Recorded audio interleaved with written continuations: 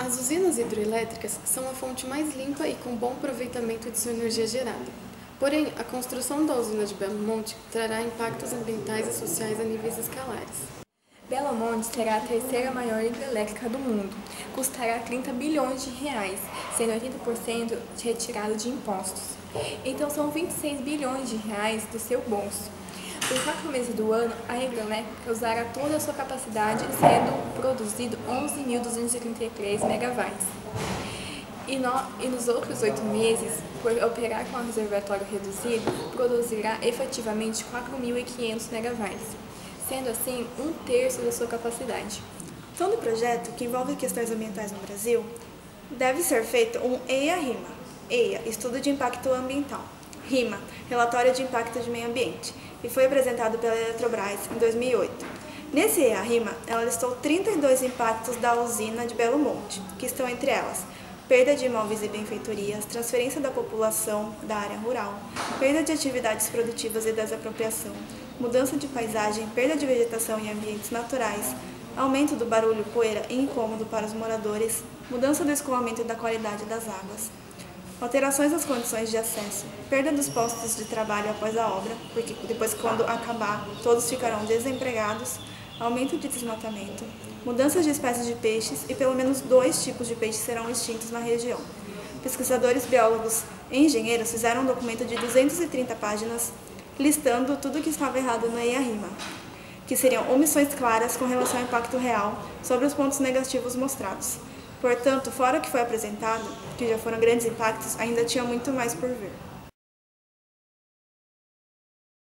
A usina de Belo Monte, que começou a ser construída em 2011, será a terceira maior do mundo em capacidade instalada de geração, com 11.233 megawatts, o suficiente para abastecer uma população de 18 milhões de pessoas. Belo Monte fica na Volta Grande do Xingu, região cortada pela Transamazônica que já se encontra em estado avançado de ocupação. O Folhacóptero fará um passeio para explicar essa obra. No início da volta, no sítio Pimental, a 40 quilômetros de Altamira, será construída uma barragem. Ela causará a inundação permanente do leito do rio, que hoje só se alaga por inteiro nas cheias. Parte da água continuará a fluir pela Volta Grande, mas com vazão reduzida, como se o período de seca se tornasse definitivo. Esse é o grande temor dos índios xicrins, churunas e araras e dos ribeirinhos que habitam esse trecho e dependem do rio Xingu. Aqui em Pimental fica a casa de força auxiliar da usina. Suas turbinas são horizontais do tipo bulbo e não precisam de queda d'água para funcionar. Usam só o fluxo normal do rio. Elas vão gerar uma parcela muito pequena da energia total da hidrelétrica, em torno de 2%. A maior parte da energia virá da casa de força principal, no sítio Belo Monte. A água do Xingu será desviada para lá através de um canal que ainda está sendo construído. Ele vai ter 20 quilômetros de extensão, 200 metros de largura e uma profundidade de até 22 metros. A água desviada por esse canal vai preencher um reservatório de 130 quilômetros quadrados. É na outra ponta da Volta Grande que está em construção a casa de força principal, a obra mais complexa da usina. Um bloco de 850 metros de largura e mais de 100 metros de altura já foi escavado em rocha. Sobre ele está sendo construída a usina propriamente dita. Quando estiver pronta, a água vai descer através de dutos numa vazão de 775 metros cúbicos por segundo. Isso quer dizer que a cada 3 segundos, o volume de uma piscina olímpica passará através de cada uma das 18 turbinas da usina principal, que são verticais, do tipo Francis. Depois de acionar as turbinas para gerar energia elétrica, a água passará por baixo de uma ponte sobre a Transamazônica e será devolvida ao curso natural do rio Xingu. Nos próximos 6 anos, o país acompanhará passo a passo a construção dessa, que é uma das maiores e mais controversas obras de infraestrutura de nossa época.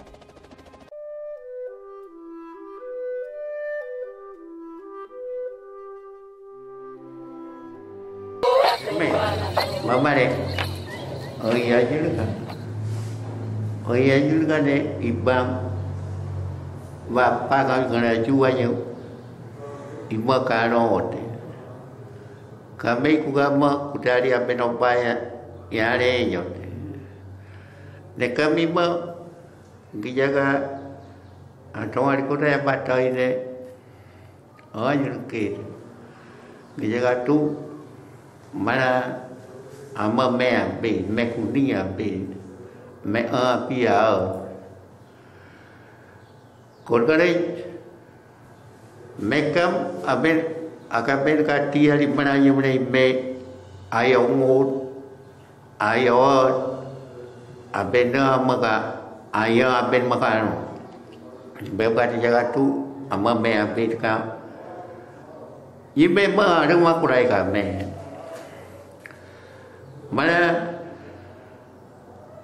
kube nama iman kube kagana tigre me baku kama ri kutewa kamne em Brasília.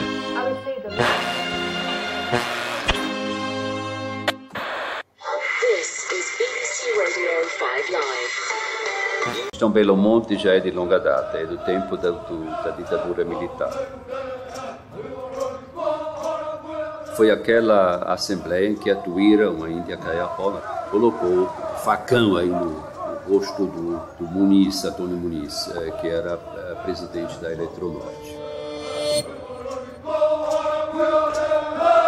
Essa foto virou quase que a logomarca da luta contra Cararaó. Cararaó em grito de guerra caiapó. Mas o governo militar arquivou. Suspendeu seu projeto, adiou-se, o Banco Mundial disse que não ia financiar coisa nenhuma, que o governo queria 500 milhões de dólares do banco, e reapresentou-se aqui em Belém, quando veio toda a diretoria da Eletronorte, para mostrar que o principal fator negativo tinha sido superado, que era a área de inundação. Aí eu fiz meu cálculo, me levantei, eu estava na primeira fileira, e disse ao presidente da Eletronorte, que era o José Antônio Muniz Lopes, o mesmo personagem da Índia Tuíra, e disse para ele, mas Antônio, pelos meus cálculos aqui, Belo Monte vai ficar 4 meses parada. Não tem água para Belo Monte. Belo Monte vai gerar o tal dos 11 mil megawatts durante 4 meses no máximo por ano. Deve passar 4 meses desligada. Não é sério isso. Então ela vai de 11 mil durante 3 meses, vai baixando, e durante 5 meses não produz nada para que tenha a média de 4 mil. É absurdo isso. Né? Mas isso tem solução. Faz outra barragem, faz outra até São Félix lá em cima. Isso está planejado, só que está sendo escondido, ocultado. Como é que você vai fazer um empreendimento, construir a segunda maior barragem do Brasil, gastar mais de 30 bilhões de reais para uma coisa que vai ficar parada 3, 4 meses? Então este é um problema sério, técnico, que eles não vão resolver. É indispensável construir energia a montante de Belo Monte para viabilizar Belo Monte, coisa que a Eletronorte diz que não vai fazer. E o governo diz que não vai fazer, vai ser uma única hidrelétrica. Isso é uma mentira, não pode ser uma única hidrelétrica. Nada hoje juridicamente impede o setor elétrico de fazer as outras barragens. E se fizer as outras barragens, você vai aumentar os reservatórios, aí você alaga todas as outras terras indígenas, a montante do rio. Eu vou lutar. Se Exército, se Polícia Federal da Dilma me matar, aí sim, aí vocês podem construir. Os caiapó, eles estão muito certos em estarem preocupados, né? Primeiro porque é um rio só. Segundo porque isso vai afetar, eventualmente, as terras caiapós, diretamente. E eles são os protagonistas dessa luta, sempre foram. Em 89, quem freou Cararaó, né, que era o nome que tinha na época, foram os caiapó. Eles apresentaram um estudo de impacto ambiental que não tinha, foi um dos primeiros problemas, que não tinham todos os elementos que precisavam ser analisados no estudo de impacto ambiental. E mesmo assim, o IBAMA aceitou o estudo de impacto ambiental e concedeu a licença prévia. Então, vários assuntos ali ficaram sem ser estudados ou não foram estudados na profundidade que mereciam ser estudados para que a gente saiba os efeitos disso aí. Para você ter uma ideia de um desses assuntos, onde pesa uma grande dúvida, é que na Volta Grande do Xingu, no trecho de 100 quilômetros dessa Volta Grande, nós vamos ficar com uma vazão tão reduzida, o rio vai ser cortado e vai ficar praticamente seco naquele espaço de 100 quilômetros, e que não vai haver possibilidade de sobrevivência de algumas populações tradicionais, como 3 populações indígenas que estão localizadas exatamente nessa área. As pessoas que estão ali vão perder o peixe, a floresta vai secar, porque essa floresta é uma floresta que depende desse fenômeno de inundação e de seca, então essa dinâmica vai desaparecer, então essa floresta vai toda sofrer mudanças, né? Então toda a fauna, a flora vai sofrer drásticas mudanças e essas populações elas vivem desses recursos naturais. E essas comunidades são simplesmente ignoradas, como se não existissem. O governo federal, infelizmente, agora insiste em dizer que essa população local não vai ser atingida. Nenhum índio vai ser atingido, e é verdade. Esse ponto de vista, esse ponto de vista de que só é atingido quem é afogado pelo reservatório. E escreve isso dizendo que não vai ser atingida. E daí não há necessidade de passar pelo crivo do Congresso Nacional, que dispõe nas suas medidas transitórias a necessidade de consulta indígena e aprovação pelo Congresso Nacional. Parece meio diabólico o que eu estou dizendo, mas foi com essa percepção que se definiu a concepção do projeto, o novo projeto de Belo Monte. Como é que um país que comete esse crime pode se posicionar lá fora como defensor do meio ambiente? Sabe, nós vamos fazer essa denúncia. A ideia é constranger o governo brasileiro mesmo para que ele recue, não porque ele ter uma consciência ambiental, mas vai recuar pelo constrangimento que vai sofrer perante os outros países, perante a opinião pública mundial. People believe that this is a Brazilian project that is being funded by the Brazilian taxpayer. It is, but there are many other interests behind it. That's why it is such a powerful project. And these interests are French, they're American, they're Chinese, German, Austrian. There are a lot of interest behind this project and others like it that need to be exposed. And I'm trying here to tell you about the French interests because they are important.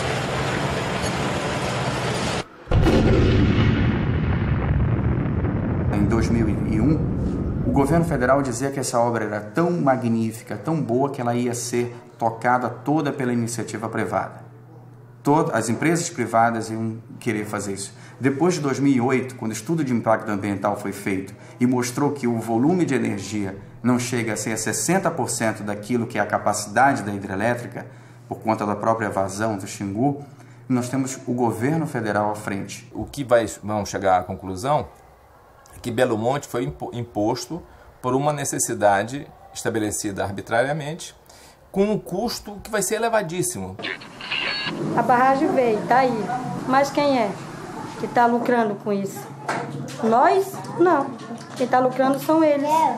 Os poderosos, que os humildes não estão lucrando. Porque se tivesse sendo lucrado, nós tínhamos sido lucrados quando eles nos expulsaram lá da nossa área. Que não quiseram dar dinheiro suficiente para nós comprar uma casa digna para nós. Convivendo com carniça, com lama, com maus tratos, a saúde é horrível, é nota 0. E a gente está sofrendo aqui. Asfalto, escola, esgoto e posto médico, não tem nada disso. Cada índio tem a sua opinião para falar. Pelo menos eles têm que escutar o que os índios vão dizer. Ficar fazendo as coisas sem permissão dos índios é falta de respeito, não estão respeitando os índios.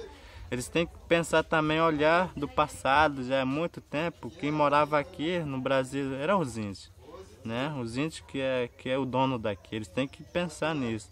Os índios receberam bem, né, naquele tempo, e agora o que eles estão fazendo para os índios? Nada, estão só querendo destruir a vida dos índios, que não quer nem escutar o que os índios vão dizer. Os índios também é ser humano, todos somos ser humano, né? Queremos ser respeitados também, que nem a gente respeita os brancos.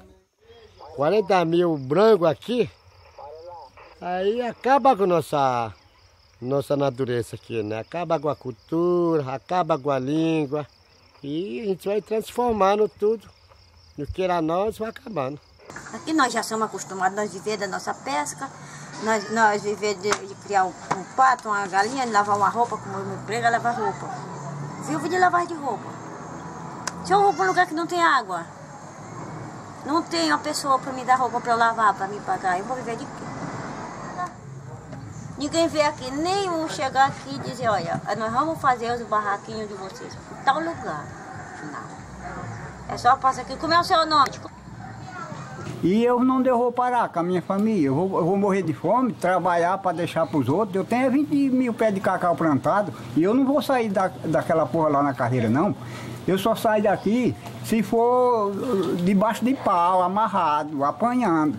Eu nunca estudei, eu só sei trabalhar. Eu não sei roubar, não sei matar, eu só sei trabalhar. Parar de comer a minha família. A minha família já está quase passando fome porque eles pararam de mandar eu parar de trabalhar, porque eles iam me pagar e nunca me pagaram. Porque agora no começo tudo é bom, mas olha aí o que está acontecendo comigo. Eu nunca passei uma vida dessa. Eu passar vergonha agora no televisão. Eu não sou artista para estar aqui no televisão, eu sou um trabalhador. O trabalhador não precisa passar em televisão. O que eu vou fazer? O cara que nunca estudou, analfabeto, só trabalha na roça, ele vai fazer o que na cidade? O cara em pensar, colocar na cabeça, o negócio não é fácil, entendeu? O camarada depois de velho, que nem eu, e vir para a cidade ou para outro canto sem saber nem o que fazer, por causa de uma obra que vai destruir tanto a natureza, a vida do povo, isso é muito difícil. Não é fácil, não. Eu não me interessa dinheiro, porque o que dão é um pouco de dinheiro. Esse dinheiro acaba, a gente vai morrer de fome, porque esse dinheiro acaba. E aqui na terra, com os poderes de Deus, nós estamos seguros, porque aqui nós temos todos os alimentos, pode fazer todo plantio. É a banana, é o cará, é a macaxeira, é a mandioca, é o feijão, é o arroz. A nossa terra é garantida. Sabe, mas vai gerar 40 mil empregos durante 2 anos, gente. Depois essas pessoas vão ficar desempregadas. Em Altamira, que já é uma situação de risco, uma situação de guerra, sabe? Porque lá se mata líder comunitário, se mata freira, se mata missionário, se mata sindicalista por causa de terra. Sabe? Imagina botar 100 mil pessoas, que praticamente vai dobrar a população de Altamira. Imagina a pressão dessas pessoas sobre terras indígenas, imagina os conflitos agrários que vão ser criados, imagina o nível de violência que vai aumentar em Altamira, que já é uma área violenta. Imagina isso, imagina como é que vai ser a questão de saúde, a questão de segurança, que até hoje as condicionantes pedem isso e não foi feito nada em relação a isso. As condicionantes, algumas delas são exatamente para preparar a região para esse fluxo populacional. Os dados do próprio governo são os seguintes. Altamira tem, hoje, 95 mil habitantes. A expectativa de que essa população nova vá chegar é de 100 mil habitantes. Então você vai ter o dobro da população em um período de mais ou menos 1 ano, numa região onde os serviços essenciais são extremamente precários. Essa população que vai chegar não vai ser absorvida pela hidrelétrica, mesmo porque o máximo de empregos que ela vai poder gerar, e são dados oficiais, gira em torno de 19 mil pessoas, 19 mil trabalhadores. Eu estou vindo do Maranhão. Veio do Maranhão para trabalhar na barragem. Vê que eu arrumo um serviço aí. Tá certo. Lá é meio ruim, aí a gente procura as melhoras, né? Mesmo aquelas que não conseguirem emprego, talvez não tenham nem dinheiro para voltar para o seu estado de origem. Então, o que se prevê é que o caos vai se instalar na região do Xingu. O rio agora está na nossa frente. Altamira está à margem do rio Xingu. E na época das enchentes, quando o rio está com seu volume d'água grande, ele invade uma parte. Quer dizer, nós chamamos a parte alagada. Mas Altamira vai virar uma península, margeado por um lago podre e morto. Estamos no clima tropical. Um lago, do jeito como é concebido, vai ser o viveiro de tudo quanto é mosquito, praga de mosquito e doenças endêmicas. De malária, e todo o tempo a Sulcan trabalhou na nossa região e nunca deu conta. Por que agora, depois de construir Belo Monte, eles vão dar conta? Não tem como. Isso eu lhe digo com certeza. Altamira vai ficar uma cidade de mais doença contaminada de tudo, vai ficar por causa de Belo Monte. Estou falando. Belo Monte já derrubou 2 presidentes do IBAMA. sabe? 2 que se recusaram a assinar licença. Teve um parecer, antes da liberação do leilão, da licença prévia, saiu um parecer assinado por 6 técnicos do IBAMA, dizendo que Belo Monte era inviável. Esse parecer foi rasgado, demitiram essas pessoas, e no outro dia saiu um outro parecer dizendo que sim, Belo Monte podia ser construído. O IBAMA desrespeita seus próprios técnicos, o IBAMA desrespeita a sua própria competência, o IBAMA desrespeita o papel constitucional que ele tem. A gente está falando de uma hidrelétrica que não vai funcionar durante 2, 3 anos só, que vai funcionar durante mais de 100 anos. Entendeu? Então, acho que poderia ter um pouco mais de responsabilidade, né, de entender o que é essa região, de realmente preparar essa região para um empreendimento desse tipo, de internalizar os custos socioambientais de um empreendimento desse tamanho. É isso que acho que a gente tem que aprender no Brasil. Porque talvez muitos dos empreendimentos que estão planejados hoje, se tiverem esses custos socioambientais internalizados, eles não são viáveis economicamente. Entendeu? Então, vocês são contra hidrelétricas? Não, a gente é contra um processo atropelado da forma como esse processo está acontecendo, que não considera, né, todos os custos socioambientais. Historicamente, você faz grandes empreendimentos como esses de barragem e você subestima e minimiza ao máximo os investimentos socioambientais. Um dia que nós pudermos fazer um planejamento honesto, né, essa conta vai ser outra. E outras fontes de energia vão se tornar viáveis, né, que hoje são desprezadas.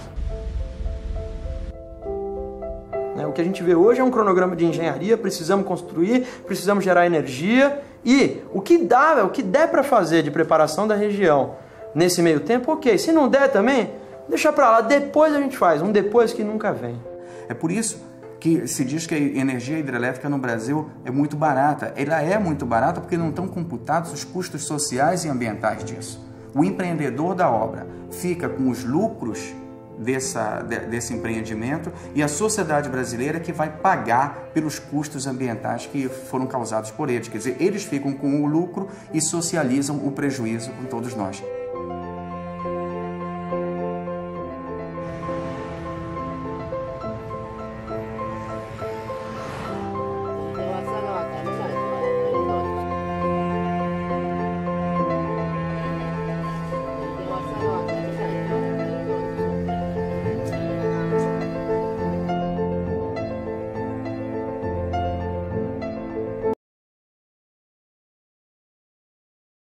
Você é a favor ou contra a usina de Belo Monte? Eu sou contra. Contra a usina, pois ela está destruindo lares. Você é contra ou a favor? Eu sou contra pelo fato de eles estarem, né, roubando algumas culturas dentro das pessoas que moram lá, né? Eu fiz uma entrevista, fiz uma matéria sobre isso e eu vi em alguns vídeos as pessoas que falam, comentando sobre o que aconteceu com eles e o quanto eles estão sofrendo com essa mudança, né? Pelo que eu vi, são 13 mil só por pessoa que eles estão querendo, né, tá dando de indenização. E eu acho que isso é um absurdo, tá tirando a vida deles, a cultura deles, né, tanto o trabalho deles, pescadores, índios, né? É uma coisa que eu sou contra. Você é a favor de Belo Monte? Eu sou a favor de Belo Monte. Por quê? Você sabe por quê? Porque eu acho que é importante o desenvolvimento econômico e energético do país. É claro que a gente tem que apostar também em fontes renováveis de energia, é claro, só que a gente não pode colocar toda a nossa geração de renda só em energia eólica, por exemplo, que é muito cara e não é viável. Então a gente tem que fazer, por exemplo, a construção da usina de Belo Monte, até porque na usina de Belo Monte foi feito todo um acompanhamento, inclusive das universidades que compõem ali a região, da questão de reflorestamento, a questão de reposição de fauna e flora e também de relocação das pessoas que moravam ali perto, população ribeirinha e tudo mais. Então sim, eu sou a favor, porque é necessária a construção da usina de Belo Monte e está sendo feita da maneira que deveria ser feita. Muito obrigada. O que você acha da usina de Belo Monte? Belo Monte, na minha opinião, é uma aberração. Por quê? Nós temos muitos recursos hídricos e a matriz energética do nosso país ela é baseada em água, em hidrelétrica. Agora, nós também temos outras formas de obter energia que não foi explorado no país. E você fazer um buraco na Amazônia para ter um recurso energético em detrimento de tudo que ela pode nos fornecer, não só como energia e todos os outros recursos, é uma aberração. Não é aceitável. E não é só Belo Monte, não. Existem outros reservatórios que não foram tão divulgados na mídia, e inundações que aconteceram também nessa região, no estado de Rondônia, por exemplo, que também é uma aberração. Não é a única forma de se obter energia elétrica através de hidroelétrica. Você tem outras formas de obter, formas mais limpas, inclusive, né? Só que não dá espaço para se pesquisar sobre isso. E o Brasil vai ficando para trás, vai fazendo um recurso basicão. Sou contra.